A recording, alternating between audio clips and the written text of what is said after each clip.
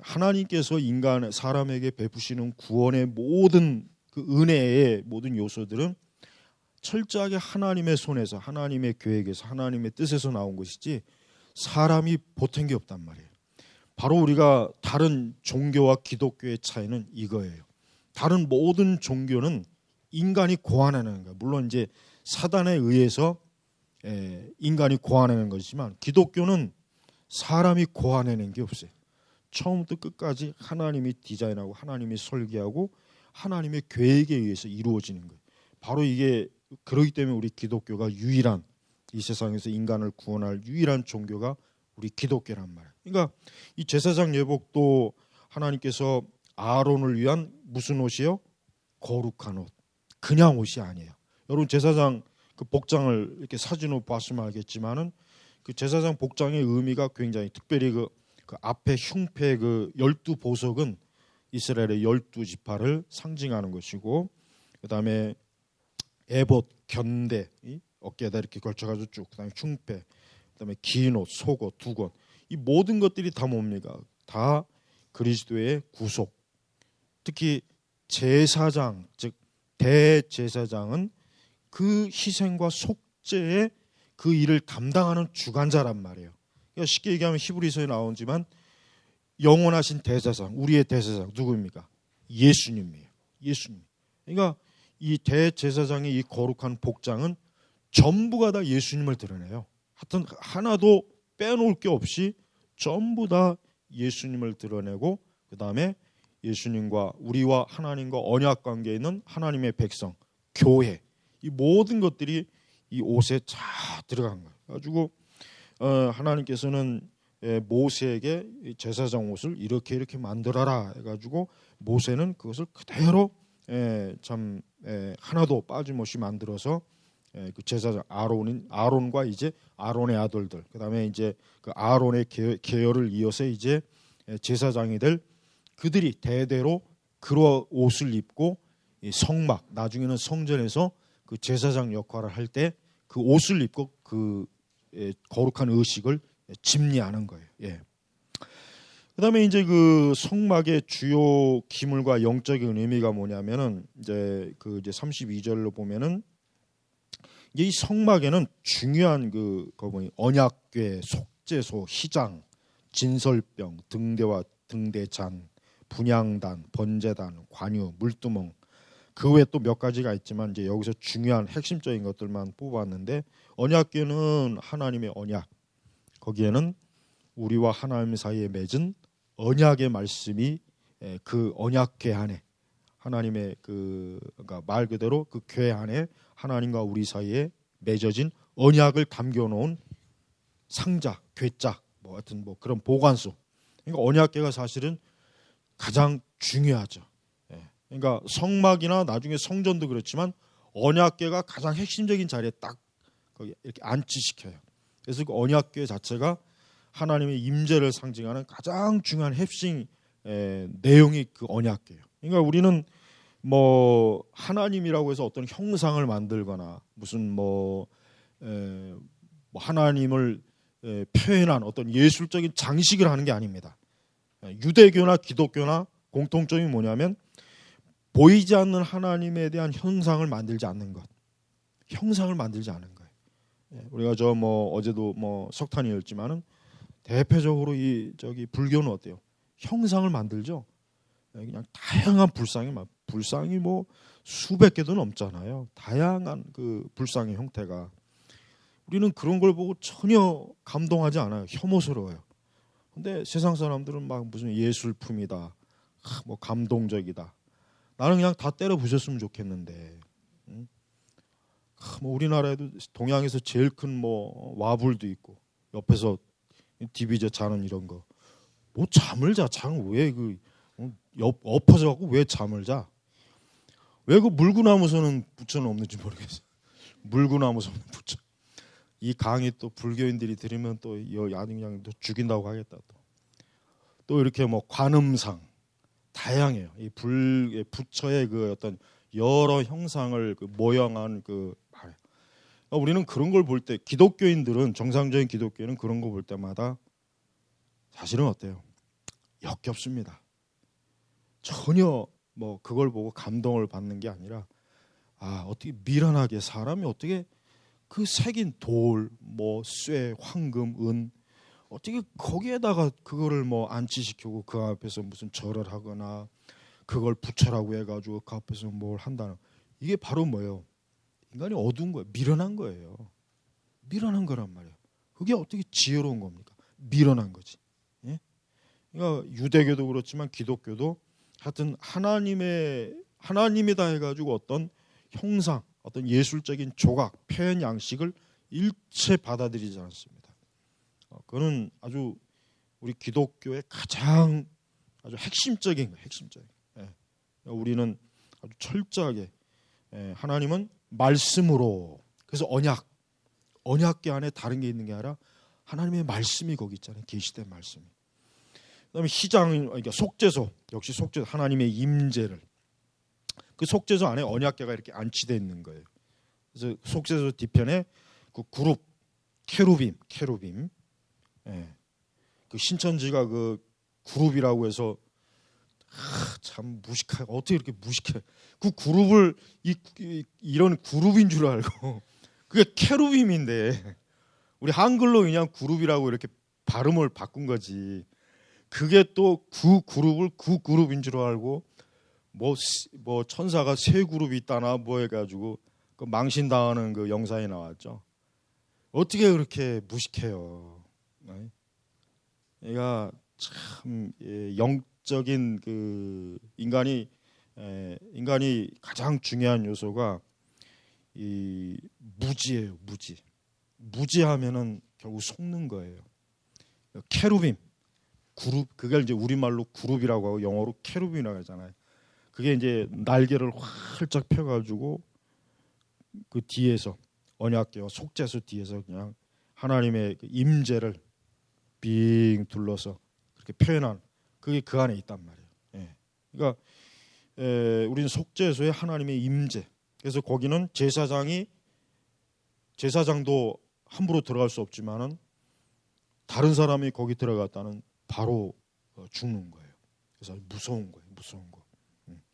그다음에 희장은 다 알죠. 하나님 그 속죄소 그다음에 그 사이에 희장을 딱 가로막아서 그 안에 제사장 외에는 그것도 제사장도 매일 들어가는 게 아니에요. 딱 1년에 그 딱 허가단 그 날만 들어가는 거예요. 그다음에 진설병 12지파를 상징한 12개의 병을 떡을 진설했죠. 다윗이 그 부하들과 도망칠 때 하도 배가 고파서 그 진설병 떡을 얻어 먹었단 말이에요. 근데 사실은 제사장 외에는 진설병 떡을 먹으면 안 돼요. 안 되는데 하나님께서 다윗에게 허용해 주신 거예요. 예. 그럼 뭘 상징하는가? 다윗은 하나님의 기름 부음 받은 메시아입니다. 그러니까 예표적으로. 그러니까 다윗이 사실 먹어서는 안 되는 그걸 먹었다는 큰일 나죠. 죽는 거예요. 그러나 다윗과 그 다윗의 그 부하들이 그걸 먹도록 하나님이 허용해 주신 거예요. 하나님이 은혜를 베푼 거란 말이에요. 그래서 그 진설병 항상 거기 있고, 그다음에 등대와 등제잔 거기는 이제 세상을 구원할 빛 대신 예수님의 그 구속을 이렇게 딱 그 드러내는 거란 말이에요. 그다음에 분향단 향은 무조건 기도예요. 하여튼 그 제사에서 나오는 향은 무조건 하나님 앞에 올리는 거룩한 기도다. 그래서 계시록에도 하나님의 백성들이 교회가 드리는 그 기도를 하나님께 올리는 향으로 표현되어 있는 그런 말씀이 나오단 말이에요. 그다음에 번제단 여기는 지난 시간에 얘기했지만 그 희생 제사물을 거기서 직접 잡아가지고 거기서 각을 두고 피를 흘리고 하는 그 번제단. 그런 십자가 희생을 나타나고 관유 이 거룩한 이 기름이잖아요. 기름.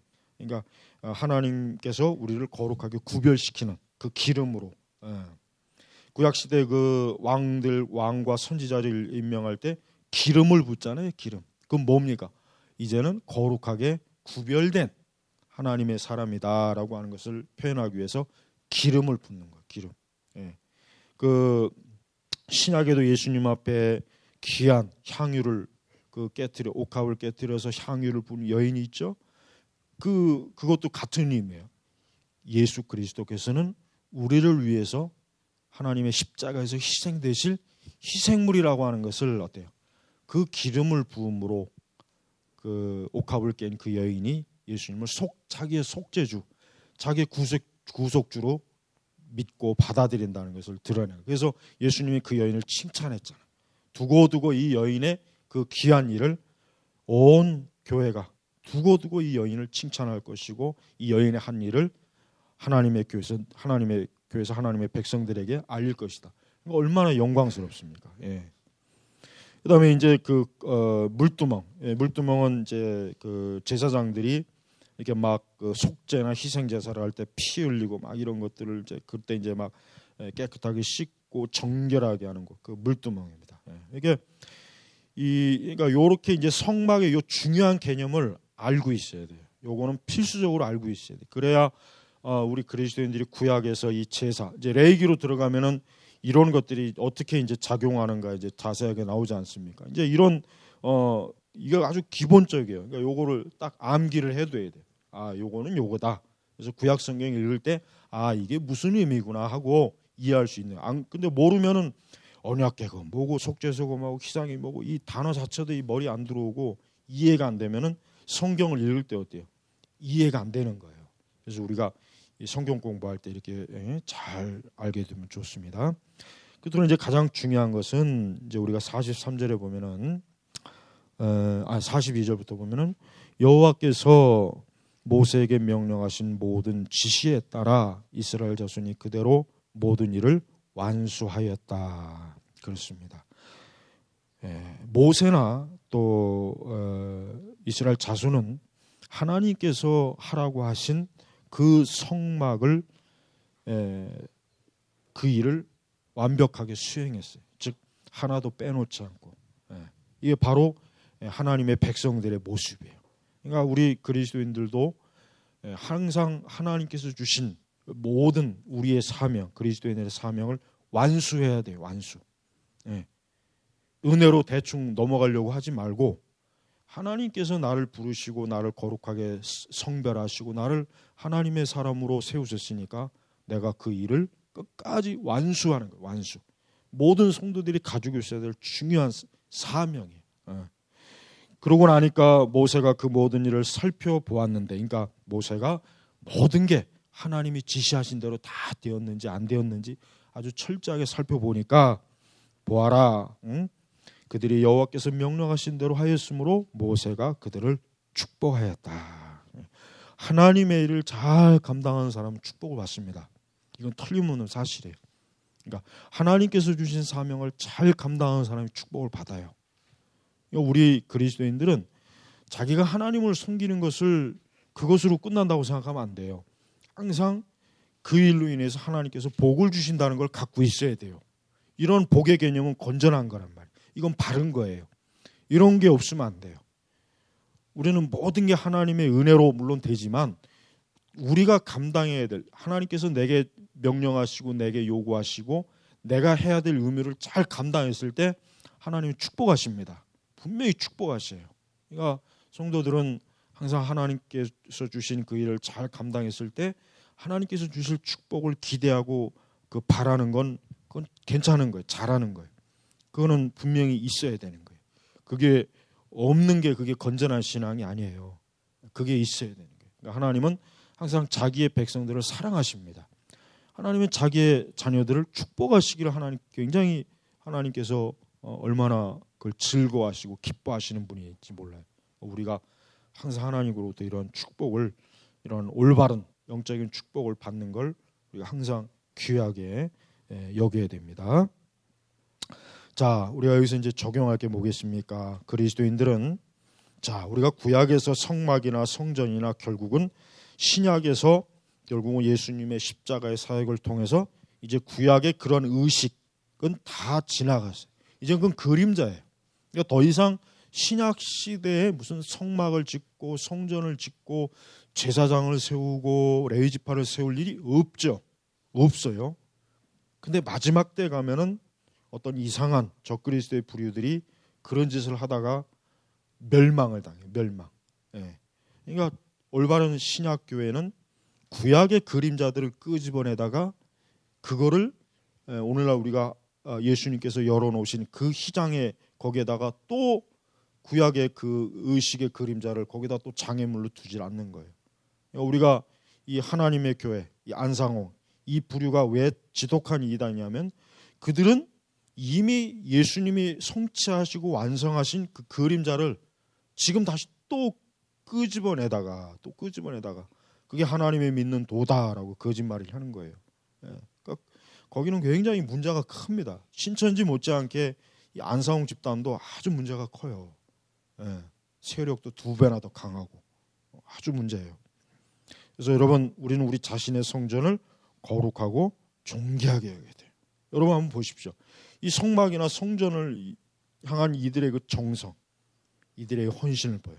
얼마나 지극정성이에요. 오늘 우리가 하나님 내주하시는 성령님을 우리가 모시고 있단 말이에요. 우리는 더 구약의 성막이나 성전보다 더 존귀한 거예요. 우리가 모시고 있는, 우리 자신이 이 성전이라는 것을 잠시도 잊지 말고 항상 존귀하고. 그래서 베드로 전서 2장 9절 10절 나오거든요. 너희는 왕 같은 제사장이요, 거룩한 백성이요. 특별히 거기서 이제 왕 같은 제사장. 우리 자신이 다 뭡니까? 신약 성도들 다 제사장이란 말이에요. 더 이상 이제 왕 중 왕이요, 대제사장 되신 예수 그리스도를 통해서 우리는 하나님 앞에 자유롭게 나가는 거예요. 구약 시대에는 이 아론의 계열만 하나님 앞에 제사장으로 세움 받을 수 있는 자격이 있지만 신약은 뭡니까? 모든 그리스도인이 다 제사장이에요. 모든 그리스도인이 하나님 앞에 나아갈 수가 있는 거예요. 그래서 베드로가 너희는 왕 같은 제사장이다. 그러니까 신약의 그리스도인은 구약의 선지자보다 훨씬 더 굉장한 겁니다. 그러니까 우리가 신약 성도가 얼마나 이 구약 성도들이 우리를 볼 때 굉장히 영광스러운 거예요. 물론 구약 성도들도 영적으로는 다 하나이긴 하지만은 구약 성도들보다 우리가 이 받는 빛과 이 영광의 모습은 훨씬 더 찬란해요. 굉장히 찬란해요. 그러니까 절대로 우리 신약 성도들이 하나님께로부터 받는 것이 적다고 생각하면 안 돼요. 굉장히 크고 놀라운 것이다는 거야 돼요. 그다음에 세 번째는 하나님께 헌신과 봉사는 축복되고 영광스러운 것이다. 그렇습니다. 여러분, 우리가 사람이 살면서 인생을 살면서 많은 일을 하죠. 많은 일을 할 거예요. 그런데 정말 사람으로서 정말 영원토록 없어지지 아니하는 영광과 업적은 뭡니까? 하나님을 섬기는 거예요. 하나님을 섬기는 것은 영원합니다. 다른 세상의 일들은 뭐 일시적이에요. 다른 세상의 일들은 반짝인 거예요. 세상에서 뭐 위대하다, 대단하다 그러지만 시간 지나면 다 별거 아니에요. 그러나 하나님을 위해서 한 모든 일은 어느 것 하나라도 예수님 오죽하면은 물 한 잔 대접하는 것도 나중에 하나님께서 그것조차도 하나님이 갚아주신다 그랬어요. 그러니까 우리가 주를 위해서 하는 것은 모두가 다 존귀하고 영광스럽다는 거 알아야 돼요. 그러니까 이것을 정말 아는 성도들은 그것을 알기 때문에 하나님을 섬기는 일을 지루해하거나 그걸 지치거나 또 그것을 뭐 별 볼 일 없다거나 자기가 하는 어떤 세상의 육적 일보다 뭐 하찮거나 그렇게 여기지 않습니다. 오히려 더 존귀하고 더 영광스럽게 여기는 거예요. 영광스럽게. 그리고 그게 사실이고. 그러니까 여러분, 우리가 출애굽기 39장을 보면은 그 하나님께서 그 광야에서 이스라엘 백성들을 애굽에서 출애굽시켜서 그 광야에서 저들을 목양하고 인도할 때, 그 다음에 이제 저들에게 율법을 부여해 주시고, 그 다음에 이제 성막을 지으라는 명령을 하셔서 그 성막을 짓는 과정을 하나하나 보면은 하나님께서 자기의 백성들에게는 특별히 이렇게 구별된 모든 게 다 구별됐어요. 모든 게 구별되지 않은 게 없어요. 그러니까 우리 성도는 이 땅에서 내 모든 것이 하나님 앞에 구별된 사람이라고 하는 것을 명심해야 돼. 그러니까 나는 항상 구별된 사람이다. 나는 항상 하나님 앞에 거룩하고 구별되어서 하나님을 위해 살고 하나님을 위해 참 내 모든 인생을 드리고, 이게 우리의 가장 인생의 본질이에요. 본질. 예. 그러니까 세상 사람들은 인간이 어떻게 살아야 되는가, 자기가 어떻게 살아야 되는가, 막 그것 때문에 고민하고 그것 때문에 막 뭐 하고 엉뚱한 뭐 그 일에 자기 인생을 허비하지만 우리 그리스도인들은 하나님을 영화롭게 하고 그분을 즐거워하고 그분을 영원토록 사랑하고 그분을 높이는 거, 이게 인생의 목적이잖아요. 그러니까 우리 성도는 인생의 목적을 알고 있는 사람이 알고 있어요. 그러니까 헤맬 일이 없죠.